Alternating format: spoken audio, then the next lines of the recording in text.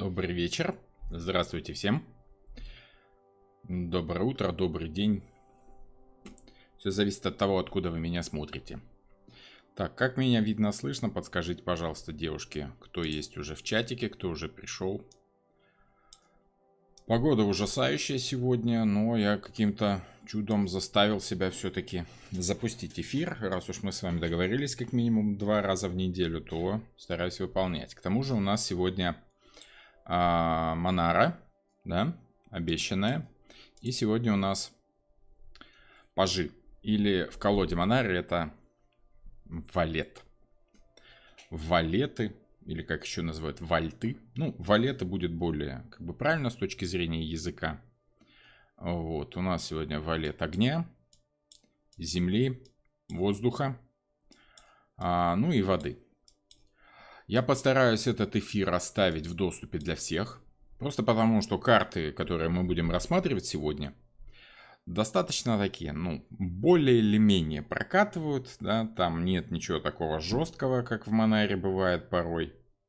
Вот, поэтому сегодня будет та лекция, которая будет открыта не только для спонсоров, но и, в принципе, для всех. Не все лекции по Монаре в свободном доступе. Получить доступ можно, оформив спонсорство на YouTube.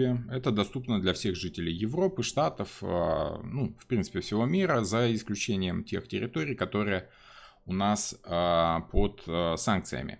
Да? В основном это русскоязычные территории. Если у вас не работает спонсорство на YouTube, всегда есть ресурс Boosty. Ссылочка есть в описании к этому видео. Там можно оформить, с той стороны, можно оформить подписку на Boosty. Все спонсорские видео на Boosty я дублирую в обязательном порядке. Там есть весь спонсорский контент, который есть на YouTube. Вот, как-то так. Хорошо. Ну, надеюсь, сегодняшняя лекция все-таки у нас пройдет без без веселых картинок, скажем так, да? Поясним, что за валеты такие. Там достаточно просто все, по крайней мере, для тех людей, которые хорошо понимают стихии, хорошо разбираются в стихиях. Поэтому вот сегодня будет такая небольшая лекция по стихиям. И я поясню, какая разница между валетами и между королями. Вот там тоже мужские фигуры, да, ну, как-то так. Так, что у нас в чатике? Пока подходят люди, в основном. Если вам не очень интересно, как я общаюсь с чатиком, ну, во-первых, всегда можно промотать, если вы смотрите в записи. Но обычно те, кто приходит на эфир, им наоборот интересно общение с чатиком. Поэтому лично мне интересно. Да, это мне помогает ощутить живой эфир, это мне помогает прочувствовать, скажем так, аудиторию, это мне помогает делать лекции более живыми, более веселыми, более яркими и насыщенными. Поэтому, ну уж потерпите, если вам прям не в макаду этот чатик. Здравствуйте всем, здравствуйте. Юлия, привет из жаркой Флориды. Здравствуйте, добрый день. Все видно, слышно прекрасно, спасибо. Еще раз поздравляю вас, канал 30, я хотел сказать, с 300. Нет, пока 30 тысяч, 300 тысяч, я думаю, будет немножечко попозже. Хорошо, спасибо. Наталья, здравствуйте, и вам тоже. Я прошу прощения, что не здороваюсь со всеми, просто в последнее время в чатике уже появляется порядка, ну, 200-300 человек приходит на эфиры, это очень, скажем так, приятно, но уже здороваться со всеми у меня просто физической возможности нет, поэтому рад всех приветствовать. Ну а со спонсорами обязательно личное общение, это же спонсоры все-таки, да, их на YouTube так принято, да, как бы к спонсорам отдельное обращение. Здравствуйте, Ольга из Харькова, привет. В Харьков тоже привет. Доброго вечера всем. Так, Сакура пишет, короче, Россия в пролете. Ну, давайте без политики. Давайте без политики. У каждого из нас есть политические взгляды. Я не считаю, что Таро как-то там выше или ниже политики. Просто, если будем рассматривать политику, обязательно поругаемся. Мои политические взгляды, кому интересны, те о них знают. Кому не интересны, ну, значит, и знать не надо. Вот. Я просто сообщил возможности для тех, кто, скажем так, по одну сторону границы, и для тех, кто по другую сторону границы. Вам надо? Пожалуйста, присоединяйтесь. Окей, да, зрителей все больше и больше, даже на Монаре. Заслуженное достижение. Ну, мы пришли к тому, что Монара у нас открытый доступ для всех в эфире. Вот, все-таки это работает более или менее. Вот, ну а уже запись, если там какие-то предельно веселые картинки монаровские, да, ну, уже работает закрытый доступ, потому как YouTube не очень любит такой контент, да, его нужно монетизировать, нужно давать рекламу. Рекламу на Монару давать очень сложно из-за картинок, да. Не хотят рекламодатели давать Монару, поэтому YouTube такие видео не любит. Но если это спонсорские видео, у YouTube резко становится все хорошо, хорошее видео для YouTube, да.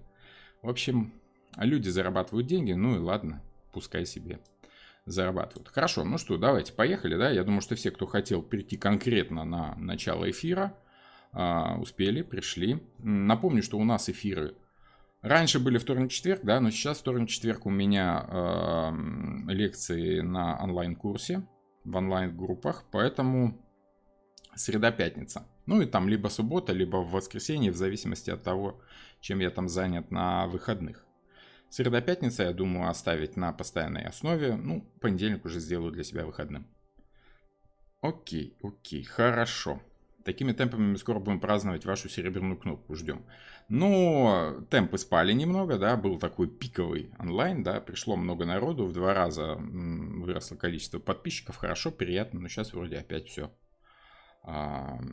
успокаивается, да, потихонечку там 100-200 человек в сутки приходит. Эфир будет в записи? Да, я надеюсь, что этот эфир я оставлю в записи для всех в доступе.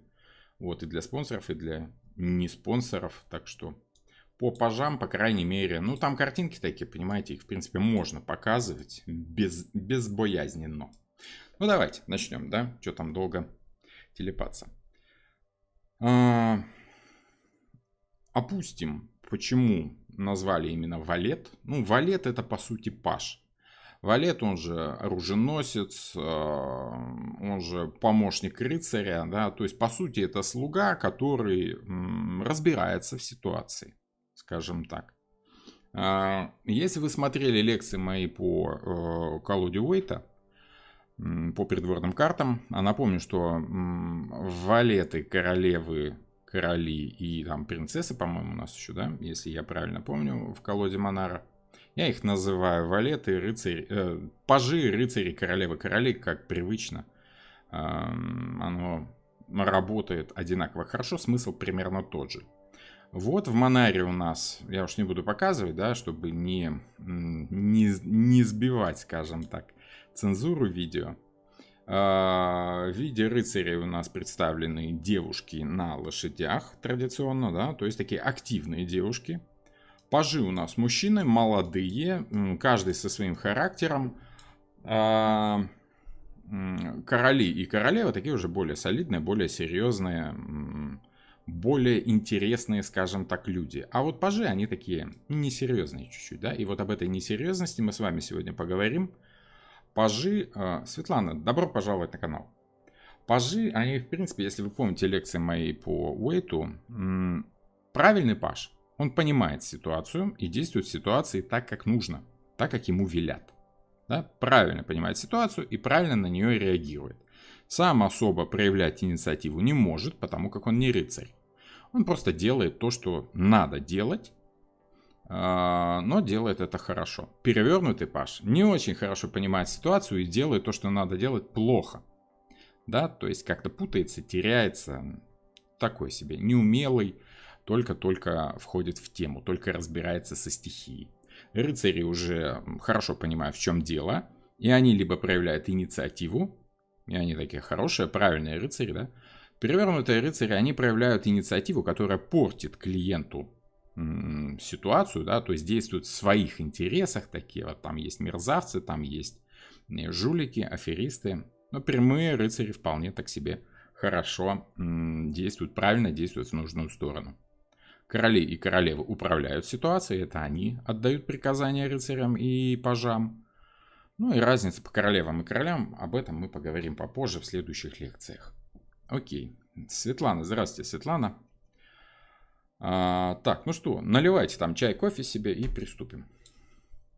Что вы там пьете в пятницу вечером? Что вы там в пятницу вечером пьете? Я вот чаек, допустим, у меня уже знакомая вам кружка, да, со средневековыми мотивами, отличная кружка, мне нравится. Мятный чай, очень помогает для горла.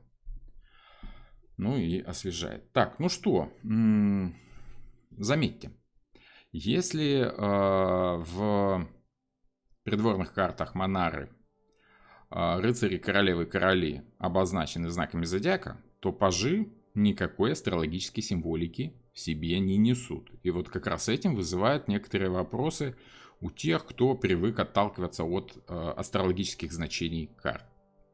Ну, давайте не будем теряться. Давайте обратим внимание, что же у нас есть еще. А у нас тут есть, кроме того факта, что это, во-первых, мы знаем, как пажи встраиваются в систему ситуативную, да, кем они там являются. Во-вторых, у нас есть еще и изображение, собственно. Мы можем отталкиваться от изображения, пытаться его прочувствовать, пытаться представить характер человека, который обозначен у нас на картах, а характер у нас достаточно четко прописанный. Хорошо, то есть тут автор колоды постарался и выбрал рисунки, которые подчеркивают именно характер человека, а не просто там внешность, либо там какие-то его действия. Ну, в принципе, действие это, конечно, есть, но действие направлено на то, чтобы понять, что за характер у человека. Вот. И у нас есть еще все-таки одна подсказка. Кроме изображения, кроме той сценки, ну не сценки, скорее характера, который мы можем прочитать по внешности персонажа, у нас есть еще и стихия, которая обозначена традиционными алхимическими символами. Треугольник вверх, перечеркнутый треугольник вниз, земля, да. Треугольник вверх это огонь, перечеркнутый треугольник вниз это земля, перечеркнутый треугольник вверх это воздух, ну и, собственно, треугольник вниз это вода.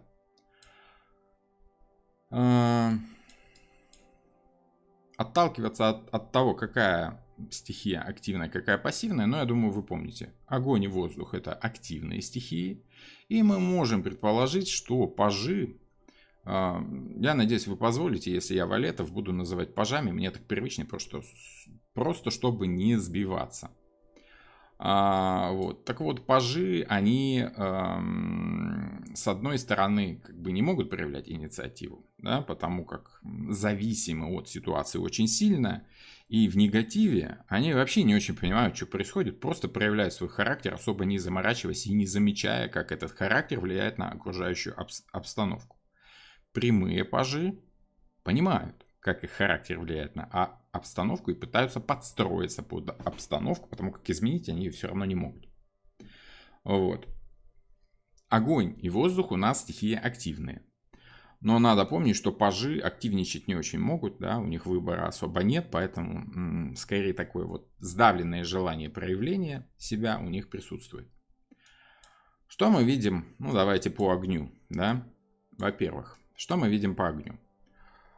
Ярко-красная тематика такая, да, огненная, хорошая, уже вызывает у нас ощущение жара, какого-то горячего действия, да, тут нет сексуального какого-то действия, тут есть человек, который стремительно шагает по какому-то коридору, это явно какое-то учреждение, возможно, медицинское, потому как он у нас в халате, ну, это либо врач, либо какой-то там еще белый воротничок, может быть, какой-то лаборант в айтишной компании, либо что-то такое. Но это явно рабочая ситуация, явно обстановка на работе.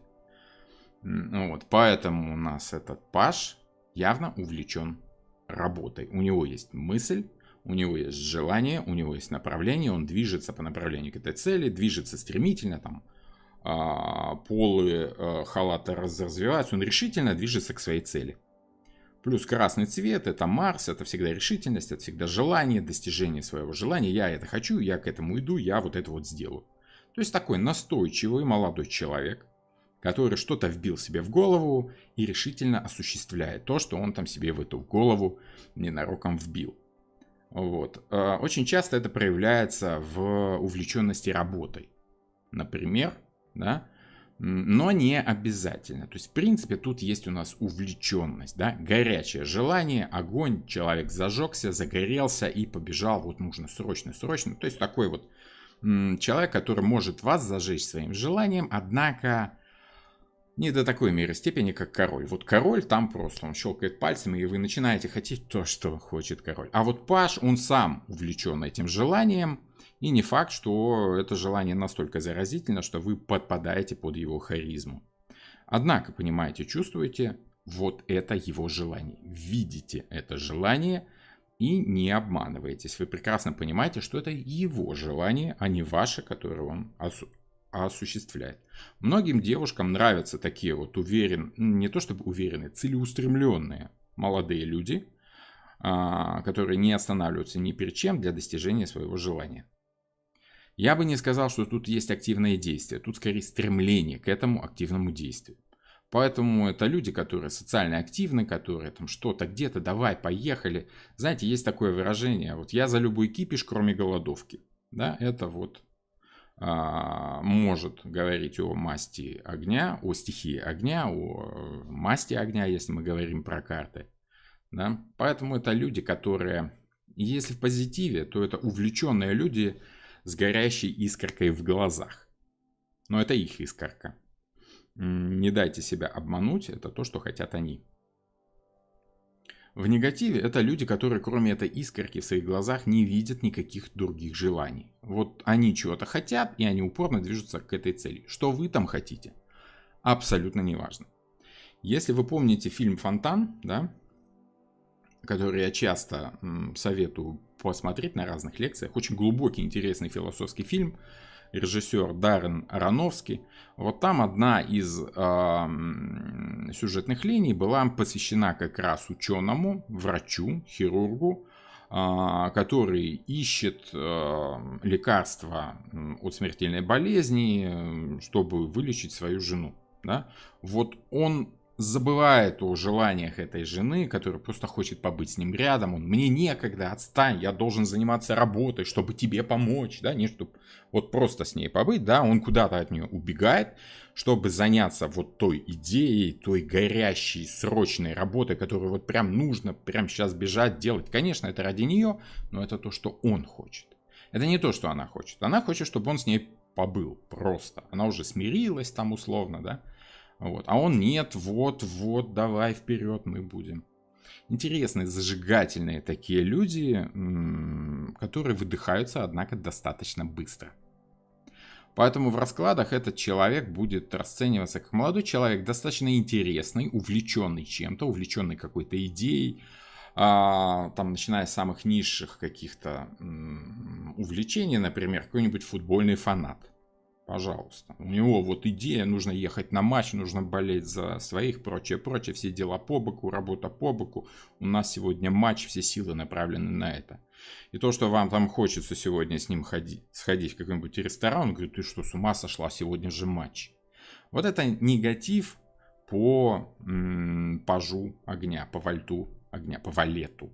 Сложно все-таки на правильное звучание настроиться. Ощущение, Solar Soul пишет, ощущение, что он идет по коридору и мигает тревожная сигнализация. Ну да, то есть вот срочно нужно бежать, что-то делать, потому что вот как это, планы горят, да, вот заводы стоят, а мы тут с тобой какой-то ерундой занимаемся, некогда, родина в опасности, вот идея, великая идея, нужно срочно бежать. Вот. Там, кстати, забавный комментарий, да, Панорман: не увлекайтесь мятным чаем, мята, ментол на мужчин действует пагубно в плане мужских половых энергий. Я уже отвечал на такой вопрос. Поверьте мне, у меня все в порядке. У меня все в порядке более чем, поэтому я как бы чай пью спокойно и с удовольствием. Там не так много ментола, да, чтобы он прям заставлял как-то выкатываться глаза и хвататься за сердце. Все нормально. Спасибо. Спасибо за заботу. Вот. Как-то так. Окей. Что еще там у нас пишут по этой карте?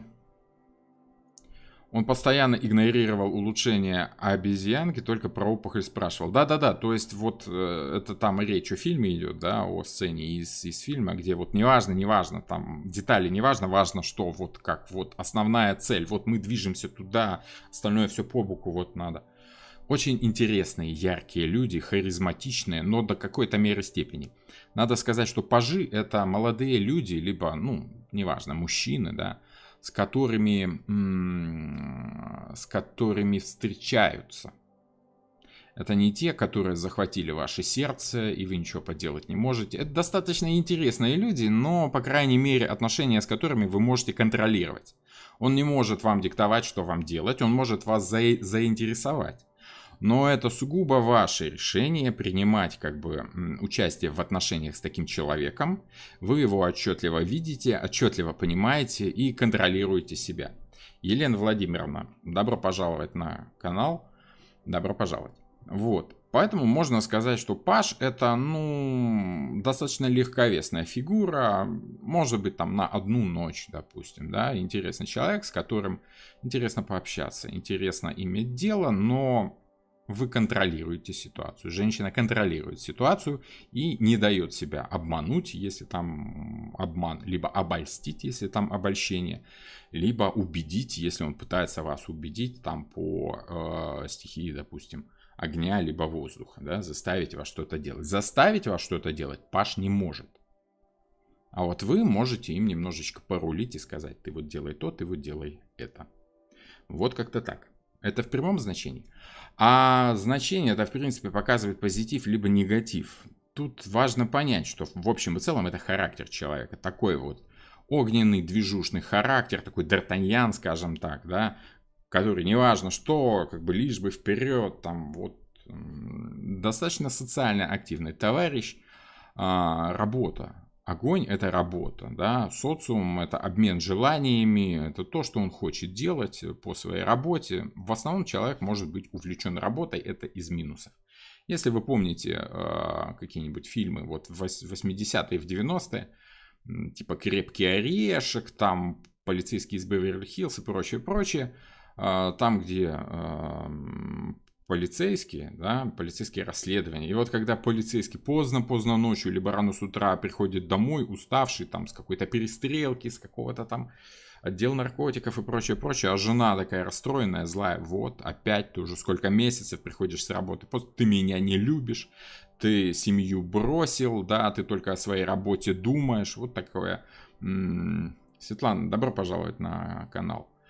Вот такое вот наплевательское отношение к чужим желаниям. Ты хочешь только вот на свою работу бегать, любимую, только заниматься тем, что тебе интересно. В какие-то моменты это хорошо, в какие-то моменты это плохо. Если девушка ищет себе вот такого увлеченного, интересного молодого человека, который не будет лезть ей в душу и знакомиться с родителями, на одну ночь очень даже интересно, ярко зажигательно может быть. Вот. Но на продолжительные отношения пажи не тянут. Скорее, это начало общения, это знакомство, это интересный молодой человек, скажем так. Либо, наоборот, неинтересный, потому что он там, у него работа, да, я тут в таком декольте пришла, да, а он только там про графики спрашивает и про выход продукции. То есть, а я, как же я? Помните, какие-то: малыш, я же лучше собаки, да? Вот. А вне вот ему, вот он занят и все. Вот как-то так. Бывает это хорошо, бывает это плохо. Все зависит от ситуации, от контекста. Дамир, приветствую. Пан Роман, этот валет может быть указанием на чернокожего любовника?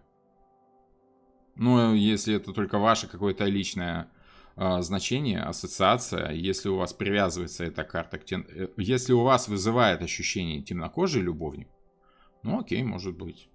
Вы пока не сказали, у меня даже мысли не было. У меня такой ассоциации нет.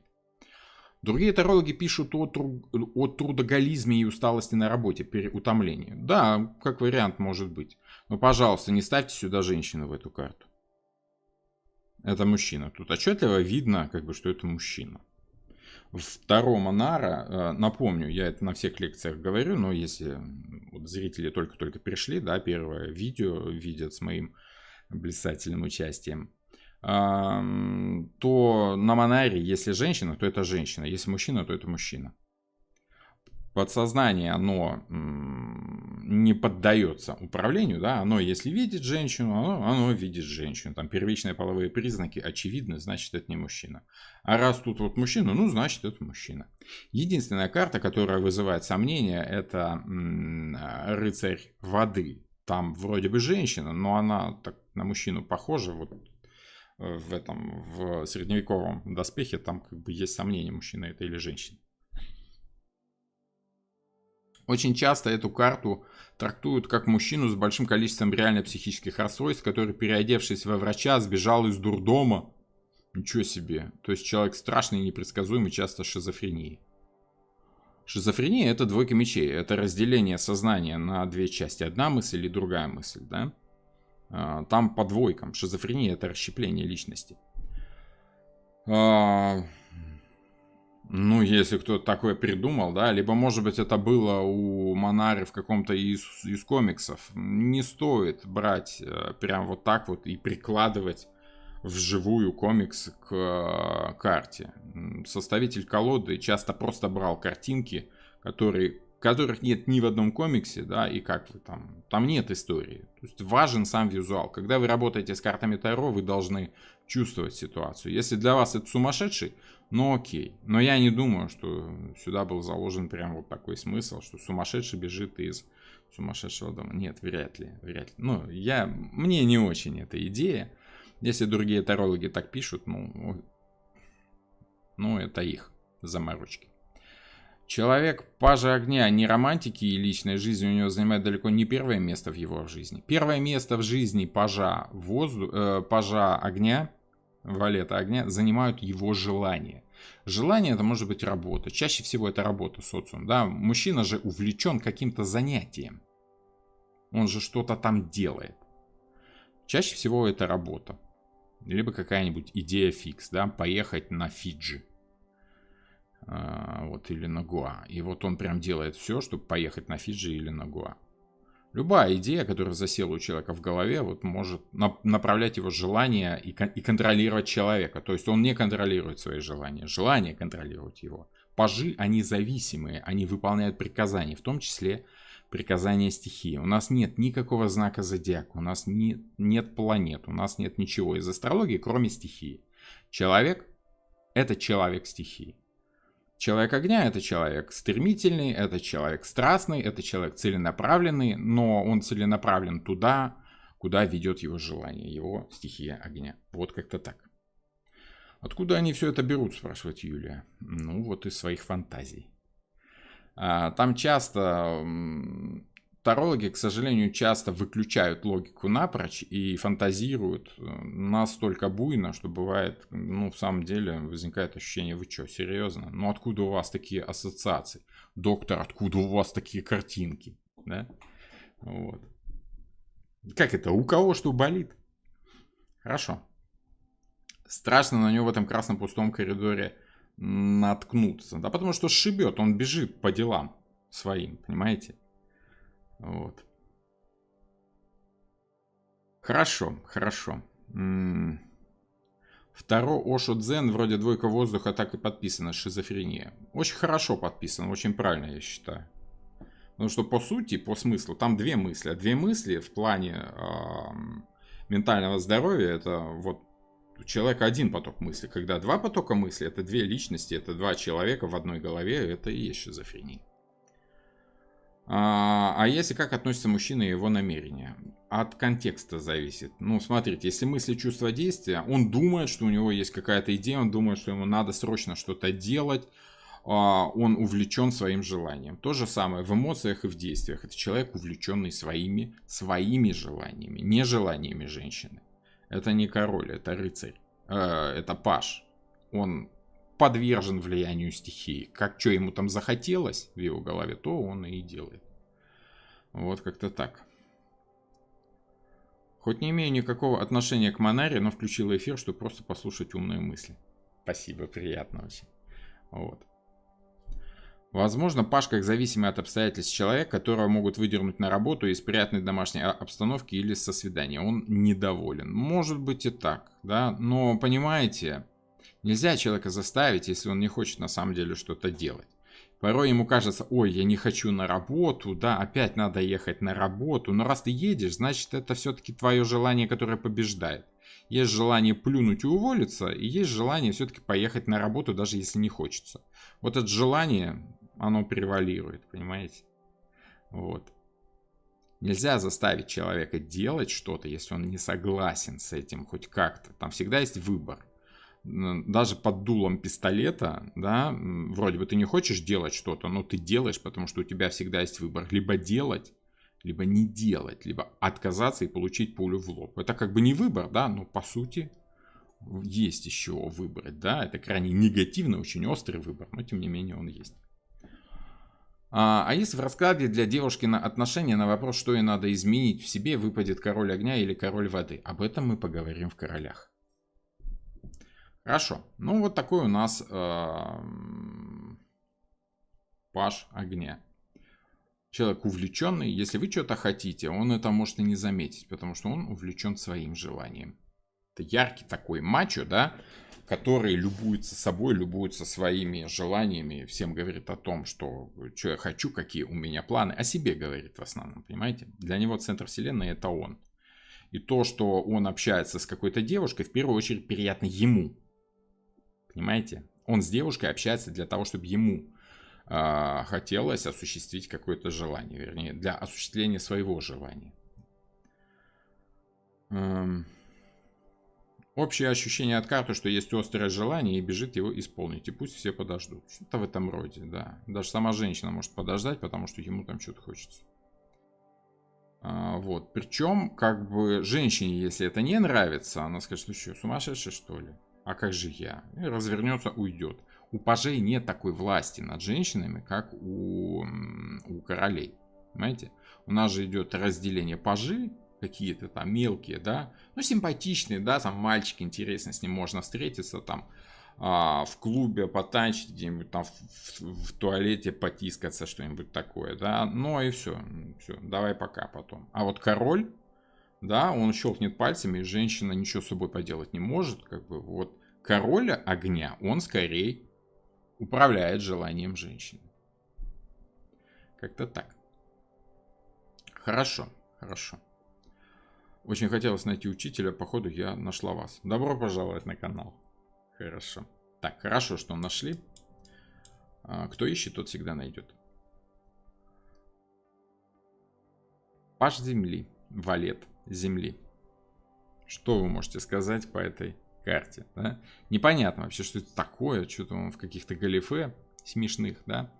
Ну, смотрите, во-первых, это одежда, которая говорит скорее там какой-то 17-18 век. Я не особый знаток моды именно этого периода, да. Вот. Но возникает ощущение, плюс у него так сложены руки молитвенно. Это как вот ощущение, что он то ли католик, то ли протестант. Знаете, вот те, которые одевались определенным образом, в Штатах и сейчас живут в определенных штатах, в определенных регионах, общины протестантов, которые давно-давно вот как выбрали себе какую-то манеру одеваться, да, какой-то жизненный уклад и до сих пор ему следуют, амиши их называют, ну там по-разному, там есть разные вот эти секты религиозные. Вот что-то похожее такое. Почему он здесь так нарисован? Молитвенно сложив руки. Потому что он следует правилам. Земля – это постоянство. Земля – это какие-то закрепленные правила, которые нужно выполнять, и тогда ты будешь чувствовать себя на твердой земле. Да? Что-то непонятное, новое и неизвестное, для чего еще не созданы правила, такого человека будет пугать, и он не будет двигаться ни во что новое, будет отрицать нововведения, вот эти все электродвигатели, это вот все. Зачем? У меня же есть старая Nokia, у меня и так нормально. Вот нормально, хорошо звонит, хороший звук, гвозди можно забивать, орехи колоть. Зачем мне эти ваши айфоны и прочее такое? Телефон нужен, чтобы звонить, все, да? Вот то же самое в характере этого человека. Если есть что-то такое привычное, да, как мама с папой его воспитали, так он и будет себя вести. И любые позывы девушки, а давай сделаем так, а давай сделаем сяк, да, а давай на рояле, а давай там это самое, в музее, да, за портьерой или еще что-нибудь. Он скажет, ты что, с ума сошла, так же нельзя. Это не по-людски, люди так не делают, это же а вдруг увидят, а вдруг это ж позор какой, это что про нас скажут. Это же, в Библии такого нет, да? То есть такой вот человек, который предельно загружен какими-то шаблонами, практически материализованными шаблонами, и эти шаблоны им рулят. То есть одеревеневший человек, Земля это же самая плотная стихия, да, если взять все. Самая стабильная, самая фиксированная, скажем так, стихия, это человек, который вот твердо стоит на Земле и говорит, нет, вот это, человек-привычка, да. Привычка может быть любой, но с таким человеком бывает скучно.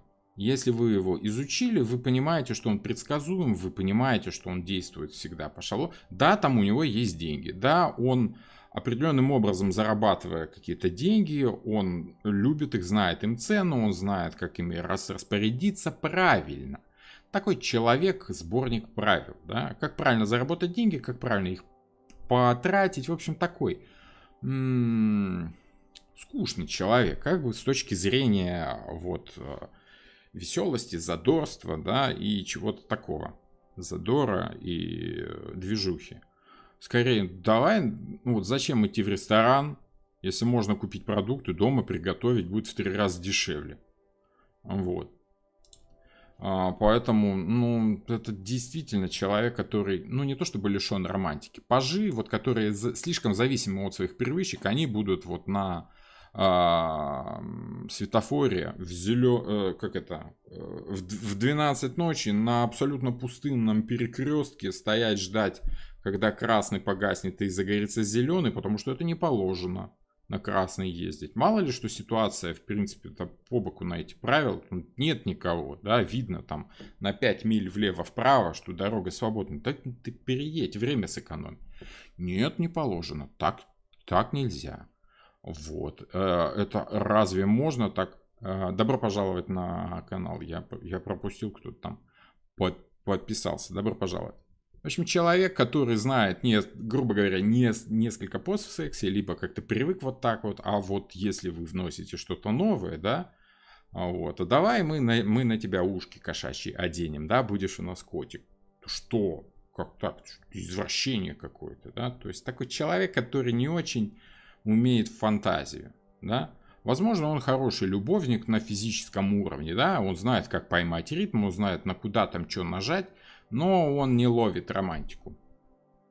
Вот, он может вам купить какой-то хороший подарок, он может вас сводить в ресторан, да, но ресторан он будет оценивать, знаете как, дорого-недорого, вкусно-невкусно, а вот эта вот романтика вся, да, вот это вот вина купить, поговорить о звездах. Единственное, о чем он может поговорить, это там вкусное вино или невкусное, дорогое или нет. Да? То есть какие-то вот мысли такими шаблонами. Может быть, я так несколько сгущаю краски, но пажи, они очень зависимы от своей стихии, поэтому в первую очередь он будет обращать внимание на что-то материальное. В том числе такие люди, они обращают внимание на внешность. Очень сильно, очень серьезно.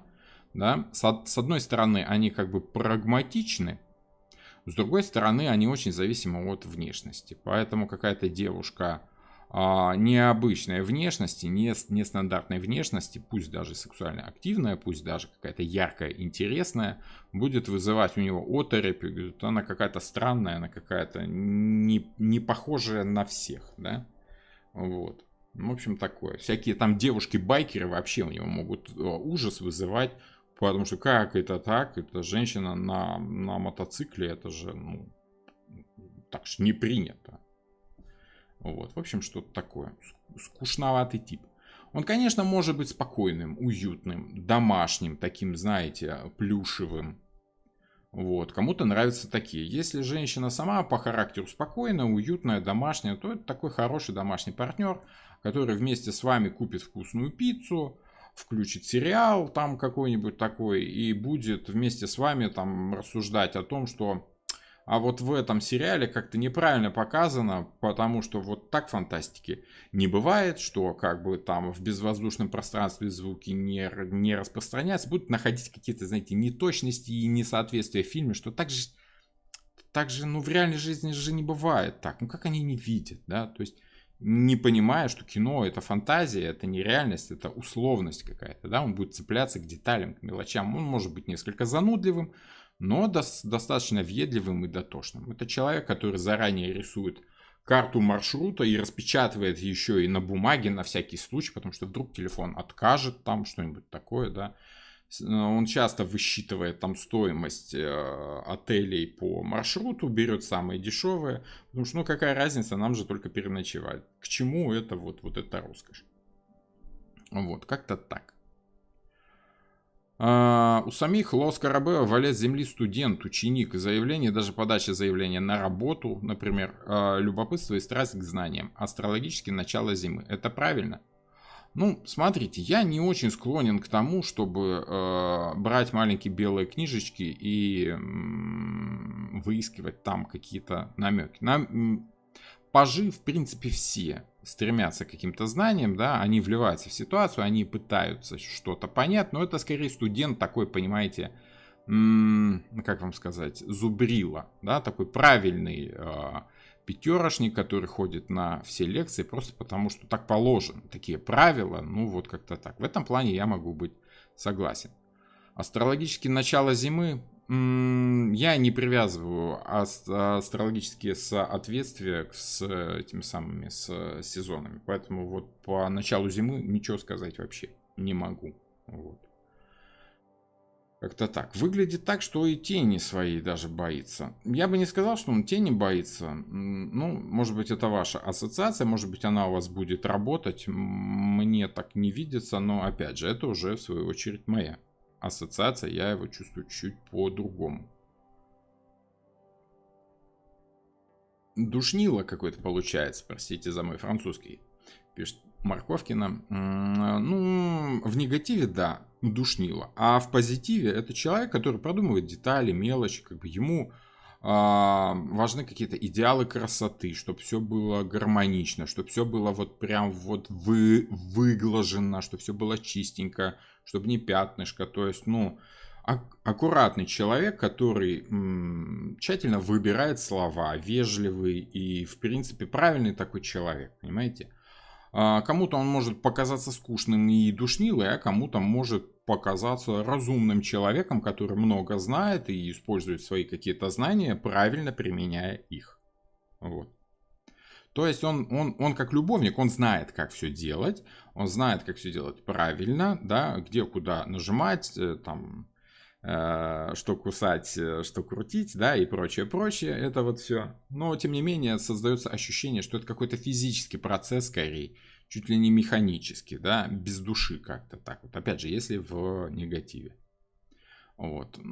Так, минус по романтике, скажем так. Негативная дева, спрашивает Юля. Ну вот, да, возможно, негативная дева такая вот.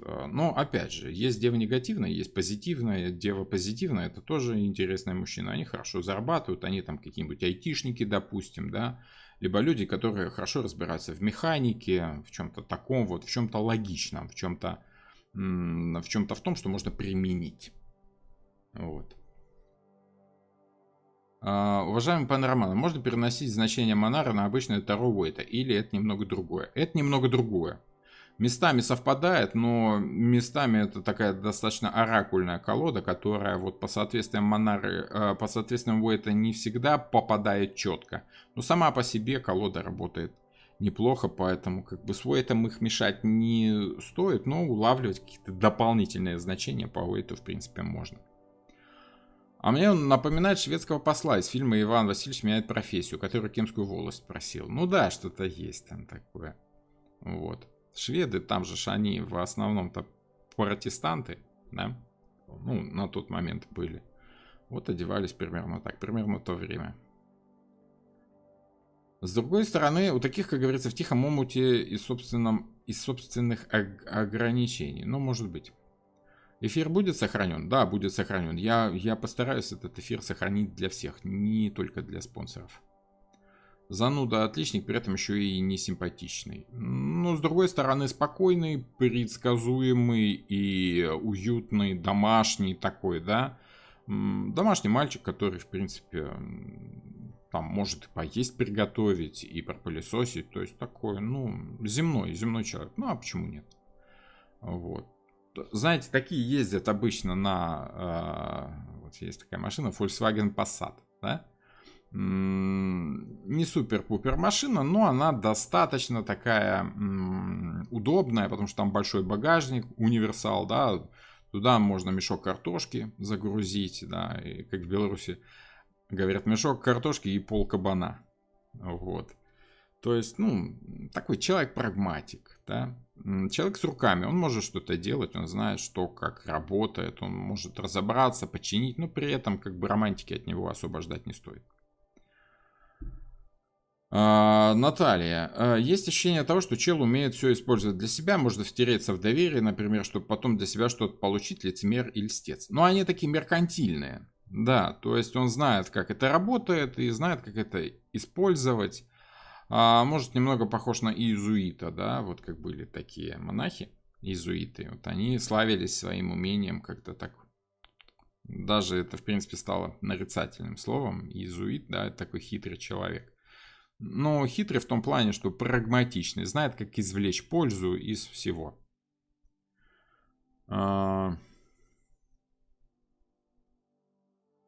Вы трактуете эту карту Монара по уэйтовской классике. Если же отталкиваться от изображения, как вы всегда советуете в этой колоде, то есть сильное отличие. Мне кажется, в слуге Земли больше ментала. Ментал — это мысли, это воздушное, это не столько... Ну, смотрите, ментал, да, это ум. Вот есть умные люди, а есть люди, которые просто много знают. Вот он много знает, у него хорошая память, он хорошо заучивает, да, он такой зубрила, да. Но когда его вывести из шаблона, да, поставить в нестандартную ситуацию, он может и не сообразит. А вот воздушный человек, да, воздушный ученый, он сообразит. Он может всего не знать, но он может вывести теорему самостоятельно, допустим, а не берет по шаблону, как человек Земли. Я не трактую эту карту, я не трактую Монару по Уэйту, я трактую Монару по астрологическим и алхимическим стихийным соответствиям. Все, что я говорю про пажа Земли, это человек, который находится в стихии Земли. Вот, вся эта характеристика, это земная характеристика, понимаете?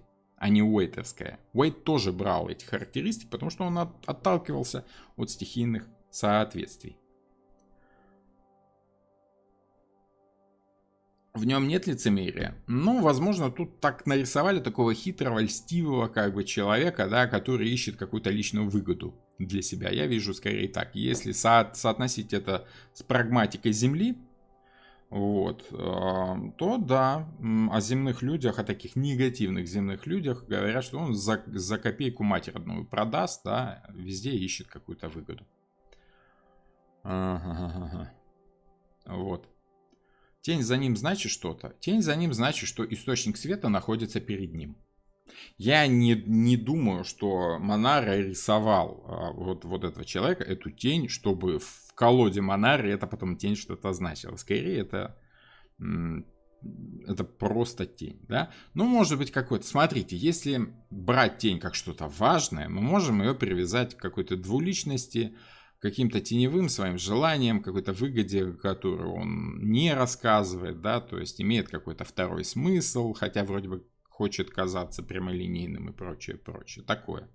Можно трактовать тень как что-то значимое. Но когда художник рисует картину, он отталкивается от своего желания создать ситуацию. Он отталкивается от своего желания показать эмоцию, которая привязана к этому персонажу. Эмоция тут такая вот. Вот как я описал, земная, выгодная такая. Вот. Как бы так сделать то, что выгодно мне, что удобно, что правильно, что... Ну, как сказать, правильно это если в позитиве, а выгодно это если в негативе. Ну, выгодно ему. Вот. Это человек, который при встрече с девушкой будет говорить, а что ты в джинсах? Нормальные девушки в юбке ходят. Понимаете? Вот как-то так.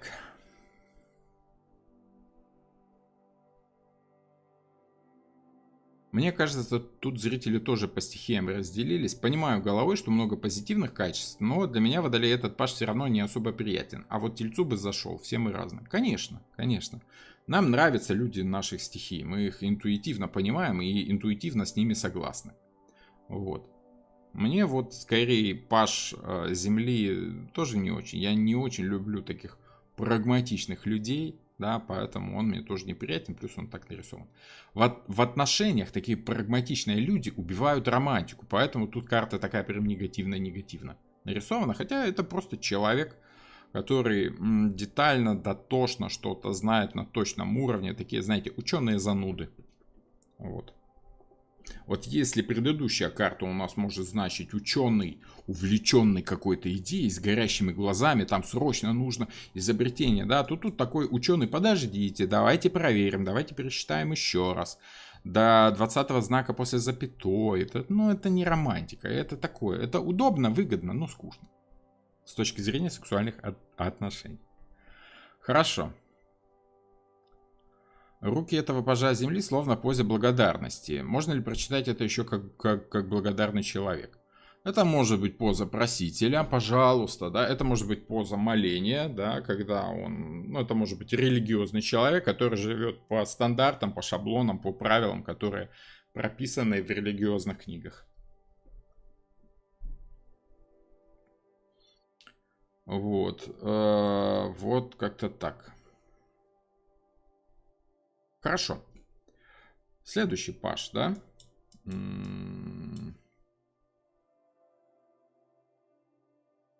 Паж или валет воздуха. Вот тут очень интересная картинка, которая в полной мере отображает характер. Как и две предыдущие, тоже в полной мере отображает характер. Человек, витающий в облаках. Воздушный валет, паж воздуха. Смотрите, если бы это был король, это был бы разумный человек, который хорошо понимает, чего он хочет, знает, как этого добиться, знает, как это сделать. То есть воздух у нас это информация. Информация, которая способствует правильному действию. Информация зачем нужна? Знание это сила. Да? Если ты что-то знаешь, ты знаешь, как это сделать, ты знаешь, как оказать своими действиями там какое-то воздействие на другого человека, на женщину в частности, либо там, я не знаю, денег заработать, либо что-нибудь еще такое. Вот. А тут человек, который... вот тут уже присутствует романтика. Дело в том, что пажи воздуха это люди, которые очень легко общаются с... в частности, у нас речь идет об отношениях типа мы и жо, да? Поэтому вот он легко общается с женщинами. Он действительно романтик, он такой, знаете, болтолог, ля-ля-ля-ля, у него шуточки, у него веселое настроение, он всегда там и пошутит, и посмеется, и расскажет историю. Но, так как пажи у нас это люди зависимые от своих стихий, зависимость от стихий проявляется следующим образом. Он такой вот весь легкий на подъем, весь такой воздушный, общительный, но при всем этом он несерьезный. То есть, когда нужно делать какую-то работу, да, в частности, вот он сантехник, ему там нужно делать работу, а он там музыку включил, у него там что-то свое, увлекся, забыл о том, что надо делать.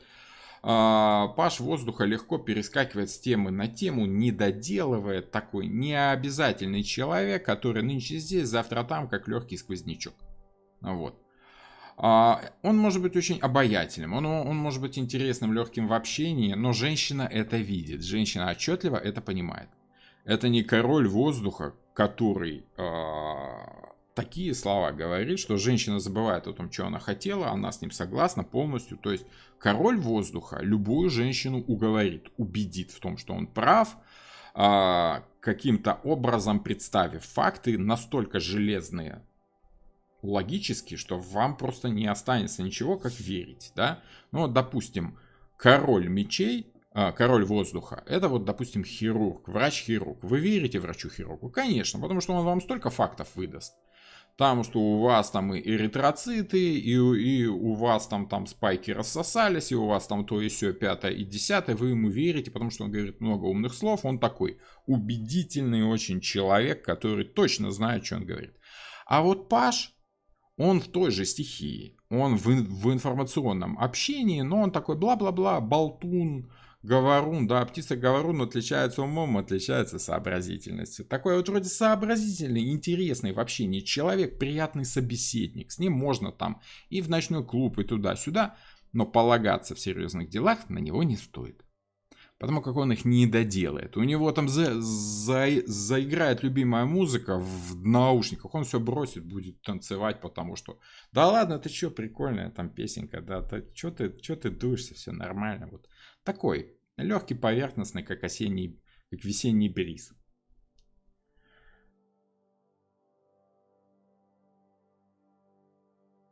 Паш Воздуха все же очень геевский. Извините, конечно, но тут прям прет необычная артистичность мужская. Это же Джордж Майкл и Элтон Джон в молодости. Понимаете, тогда нет, этот человек увлеченный романтикой. По-вашему, тогда получается, что любой романтик, который отвлекается на приятную музыку и начинает подтанцовывать, он что, гей? Да, мужики не танцуют. Помните? Как в этом самом. Ты Арнольда Шварценеггера видел? Он ходит с трудом. Ты представь, что он танцевать будет. Вот это мужик. А вот эти ваши танцульки эти вот, да, это несерьезно. Вот и ощущение такое. Понимаете? Вот, вроде бы общение интересное, но когда до дела доходит, дело он не доделывает. Возможно, и гей, кстати. Вот, знаете, может быть, вы в чем-то правы, то есть не в полной мере, что это гей-пригей, да? Возможно, да. Общение с ним интересно, он с вами и потанцевать может, и рассказать интересную историю, и песенку спеть, да, из Швеции жнец и на дуде и грец, но при всем этом дел не доделывает, когда вы с ним в постель ляжете, ну, не вы там, да, женщина с ним в постель ляжет, то как бы шуточки, прибауточки, да, а до дела как бы что, а дело, ну, как-то, ну, вот так, да, мне некогда, я занят, ладно, увидимся завтра, да, и все, и слинял. Че приходил, что хотел, вообще непонятно. Что-то вспомнил, ой, мне тут надо бежать, мне тут звонят, там еще что-нибудь такое. Ну вот. Это не тот мощный интеллектуальный поток, который идет от короля воздуха. От короля воздуха идет ураганный ветер, против которого вы просто выстоять не можете, он вас укладывает на спину, и вы делаете то, что он скажет. А вот этот такой, раз, как бы шух-шух и все, и что ты, где ты, что приходил, непонятно.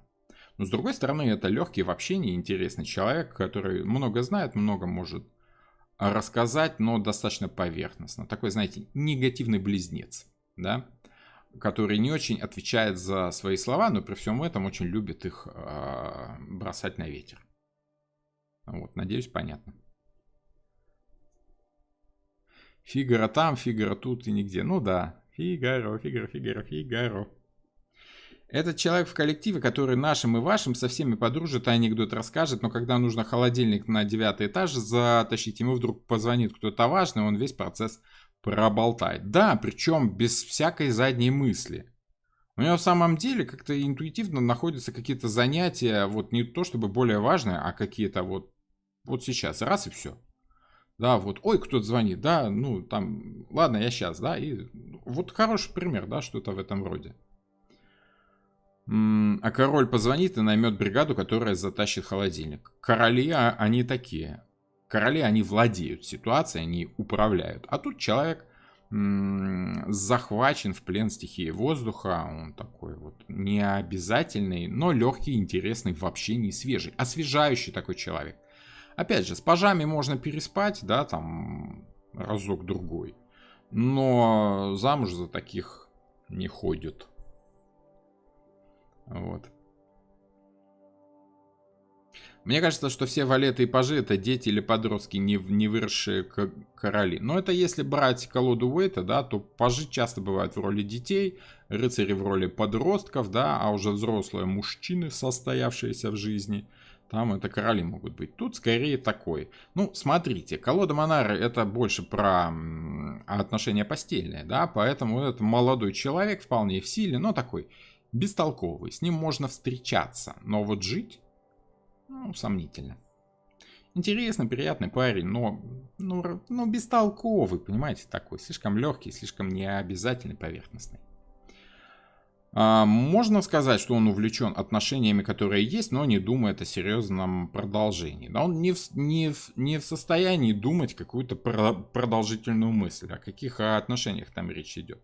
Здесь и сейчас, да, вот это, как это, секс по дружбе, о, отлично, хорошо, а почему нет, а что-то такого, да? Вот, Фигаро здесь, Фигаро там, давай, хорошо, прикольно, да. Увидимся завтра, кстати, как тебя зовут. Вот что-то такое.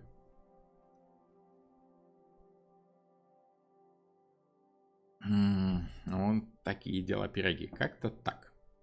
Хорошо, ну я думаю, с этим самым, с валетом воздуха, с пажом воздуха все понятно более или менее. И у нас есть еще одна такая вот интересная карта, да?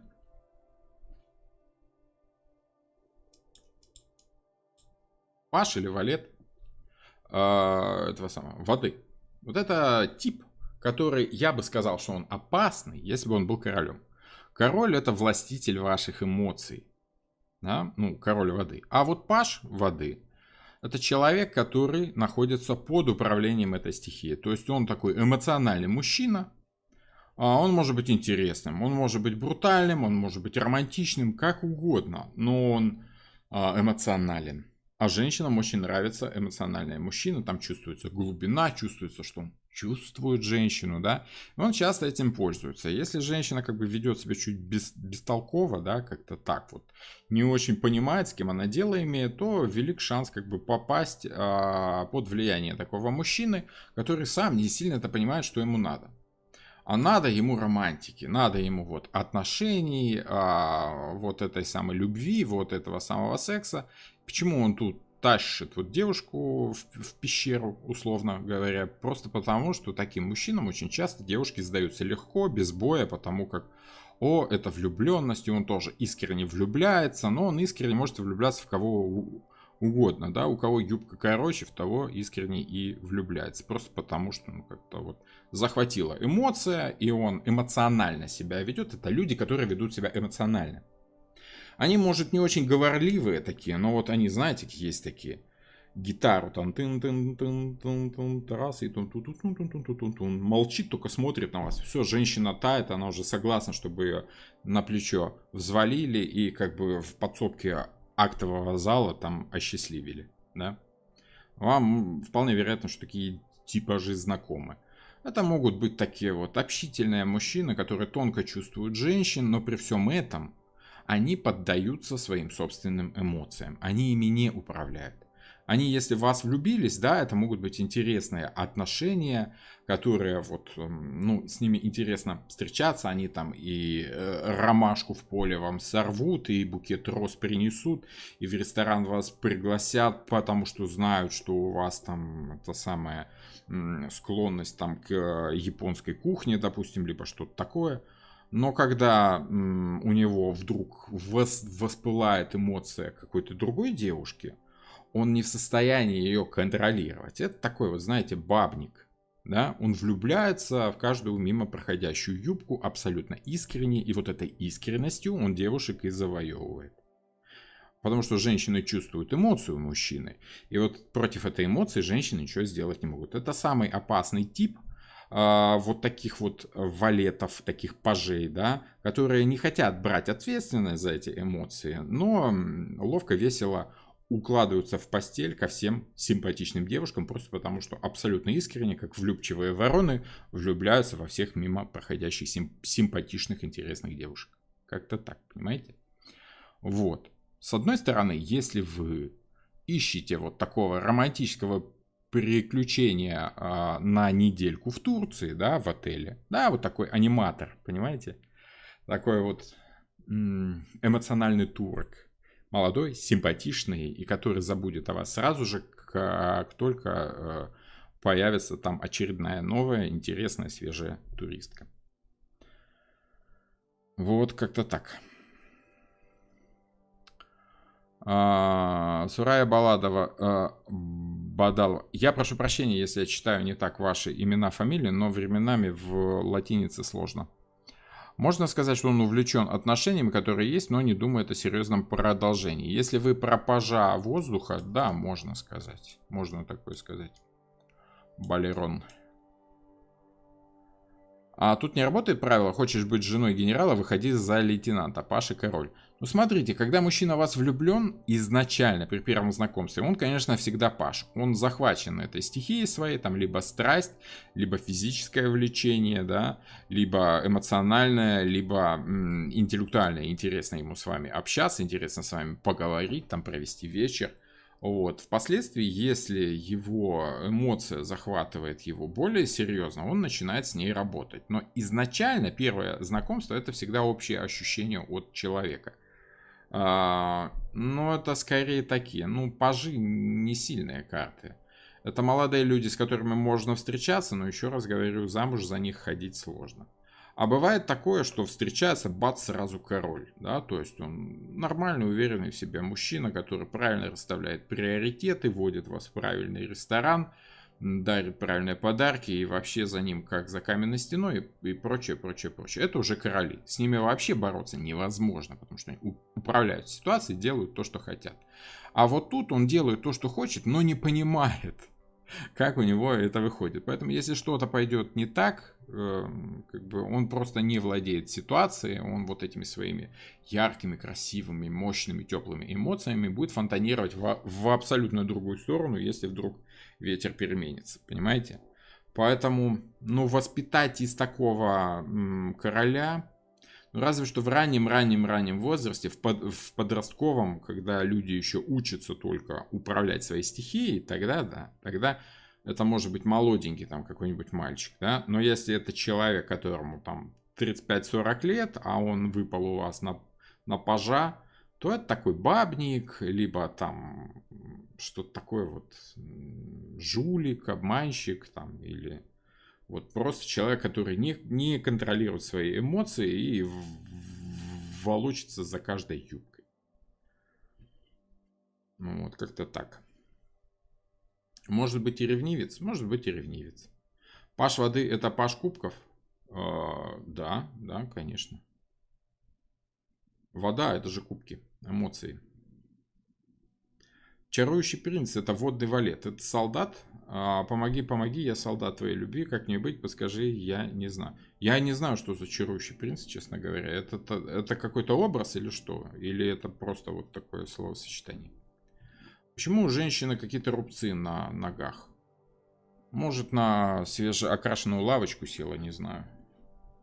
Мало ли что. Там же, смотрите, это истории из комиксов. Тут основной смысл в карте Таро то, что основное действие, да, мужчина делает женщиной все, что хочет. Взвалил на плечо и потащил. Может, он ее из крапивы вытащил, может, еще что-нибудь. Неважно. Нам предыстория не важна, потому что предыстории могут быть какими угодно. Детали в картах Таро, они, если специально прорисованы, они имеют значение. Но напомню еще раз. Эта колода Таро создавалась из уже готовых рисунков, частично из рисунков, которые брались из уже готовых комиксов, в которых есть там какая-то предыстория. Но прям привязываться к этим деталям, к предысториям, это сильно усложнять себе ощущение от этой карты. Основной смысл карты, что мужчина, бабник, ловелас, который легко завоевывает женщин, делает с ними что хочет, да, но при всем этом абсолютно не обязательный и такой, затащил в пещеру, сделал, что хочет, и пошел дальше там по своим делам. Понимаете? Вот. В позитиве, да, это эмоциональный человек, который легко завоевал ваше сердце, но на которого, можно положиться, но это нужно воспитывать, выращивать из него этого самого короля. Да, вот хорошая фраза, что хороших мужиков еще щенками разбирают, да, как собак, заранее. Неглубокие эмоции, пишет Юлия, ее как бы спасает, но воды-то там, из которой он ее спасает, ровно по щиколотку. Да ничего он не спасает ее, он ее тащит, как моль шубу, да, дома доем. Да, то есть, это ему надо. Ему плевать, что там ей надо, ему плевать, что ей хочется. Он ее взял и тащит, все, как пещерный человек в пещеру. Вот. Это А-студио песня, конечно. Лирика очень резонирует с этим роскошным водным пажом. Ну, может быть, да. А дружба может быть надежная. Дружеский секс в порыве эмоций. Я бы не сказал. Дружеский секс в порыве эмоций — это скорее действие резкое и неожиданное. Там не столько эмоции влияют, сколько само действие, да. Тут скорее вот именно романтика, обольщение такое. В двойке спасал девушку от слишком глубоких эмоций, теперь тащит как спаситель бабник. Я думаю, не стоит прям так привязывать вот к предыдущим картам, к историям. Тут, понимаете, если это делать, да, то придется уже все карты привязывать к историям. А там истории не очень как бы играют. Они не полные, а обрывочные. Вообще, если брать, допустим, рыцаря воздуха, да, там девушка на лошади сидит, лошадь на цепи, цепь держит вообще-то мужик, индеец, да, индеец, по-моему. Но он от колоды отрезан, потому что он там лишний, ненужный. Тут очень часто берутся рисунки и обрезается все лишнее, потому что сама эта история, в которой человек находится, она лишняя. Очень часто. Тут все-таки важен архетип, да, важно настроение, которую несет карта. Мне так видится, что короли — это сильные мужчины, которые вот более интересны для женщины, более серьезные, более такие весомые, скажем так, да. А вот пажи, они такие, ну, встретиться с ним, да, ну, переспать, ну, такое. Не шибко серьезный мужчина в жизни, проходной такой. Это продолжение сюжета из «Двойки воды». Знаете, я не знаю, там что там в «Двойке воды», что там было за сюжет. Еще раз, я не рассматриваю сюжеты вот прям там, просто потому, что они там могут быть, а их там может и не быть. Вот. Но как архетипы, как просто картинка, да, сама отдельная, вы представьте, что это 78 отдельных историй. Вот так работает более правильно, понимаете? Ну вот. В колоде Уэйта, допустим, да, там есть какой-то смысл из перехода одного в другое. В Монаре это работает не очень хорошо, скажем так. А всадники и рыцари в следующую пятницу будут? Я не уверен, что у нас там следующая пятница-то будет. У нас, возможно, в следующую пятницу будет серьезный перерыв. Вот хорошо, что вы напомнили, потому что у нас в семье, у меня в семье, следующая пятница — это 1 число. Там мы приезжаем 2-3 числа, в субботу, в воскресенье, в пятницу мы там грузим вещи, всякое такое. Вот, в пятницу, субботу и в воскресенье 1, 2, 3 июля эфиров не будет. Я буду в дороге весь такой. Мне там 2000 километров ехать надо будет через всю Европу. Вот, так что вот. Дружеский секс, наверное, больше по огню захотелось и сделали. Огонь угас и снова дружим. Дружеский секс бывает по 4 причинам. По всем 4 стихиям. Дружеский секс, так называемый, это спонтанный секс между двумя людьми, который возник вот истинно дружеский секс, что вот прям вдаваться в подробности, да, это когда два друга осознанно решили, давай мы просто по дружбе, да. Когда говорится дружеский секс, это вот когда люди общаются, да, а потом что-то внезапно происходит, напились, да, либо просто решили, либо просто скучно стало, либо что-то еще, либо просто физически захотелось. Там бывает по-разному, там очень много разных жизненных ситуаций, связанных именно с таким типом отношений, да, одноразовым, либо не одноразовым, потому что он же бывает и еще продолжительным, да, и по несколько лет люди занимаются этим самым дружеским, да, чисто по-дружески. Бывает по-разному, у всех по-разному. Вот. Если на подругу выпал паш воды, тогда она легко относится к мужчинам или как это проинтерпретировать? Но все зависит от расклада, который вы делаете, да. Например, что он думает? Он думает, что как бы можно вот взвалить ее на плечо, а обольстить, грубо говоря, да. Вот, и, собственно, сделать с ней, что хочет. Если она так думает, значит, она видит в нем что-то такое, ага, ясно, что он хочет, ясно, что он тут романтику крутит, все понятно. Пажи женщинами читаются легко. Если вот такой паж охмурил девушку, ну, значит, она вообще не очень хорошо понимает, как с мужчинами дело иметь. Потому что, ну, паж, он весь поверхностный, он весь читается, он легкий, понятный для понимания, сразу видно, чего он хочет. А вот короли, там ситуация сложнее, там он уже будет делать все, что хочет. Роман, вы на ПМЖ уезжаете из Польши? Да, я переезжаю в другую страну. Окей. Хорошо. В следующую пятницу у нас эфира не будет. Возможно, в среду я попробую еще сделать эфир, но у нас будет все-таки небольшой перерыв на канале. Это не очень хорошо для канала, конечно, вот.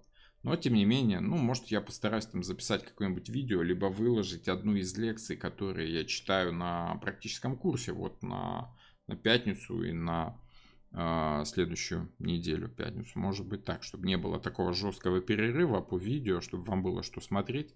Наверное, выложу одну из лекций. Там есть пару интересных лекций, таких начальных. Вот, хорошо, добренько. Будем на сегодня заканчивать. Час лишним мы с вами пообщались. Сил нет, просто жарко, душно. И вообще такое у нас тут сейчас день тяжелый, поэтому... Ну и пажи, в принципе, товарищи-то они понятные, легкие. Такие. Достаточно поверхностные и легко читаются. Надо сказать, что придворные карты в Монаре, они такие отчетливые, хорошо сделаны, интересно. Вот у нас осталось с вами буквально сколько? Раз, два, три лекции, и у нас будет вся Монара. Не успел я до переезда всю Монару прочитать, но в принципе тут уже осталось всего ничего. Хорошо, хорошо. Морковкина пишет, что по Уэйту всегда представляла пажа кубков как пассивного, зависимого персонажа. Нет, это романтичный человек. Романтичные люди могут быть и активными. Вот тут они явно активные, но он зависим от стихии скорее. Вот. Тут более решительный паж просто потому, что вот романтика его зовет, скажем так. Ну и тут вообще вся колода, она такая более направлена на действие, нежели там на глубокие философские романтические размышления, скажем так. Окей, хорошо, добренько. Ну что, рад был всех вас видеть. Заходите почаще.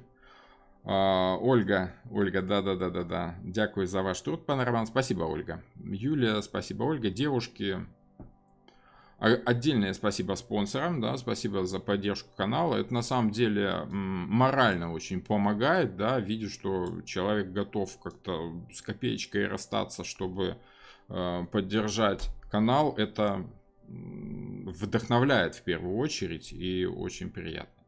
Добренько, спасибо вам всем. Увидимся на следующей неделе. Я постараюсь еще там пару эфиров запустить. Ну и до новых волнующих встреч. Всем пока, всем хороших выходных.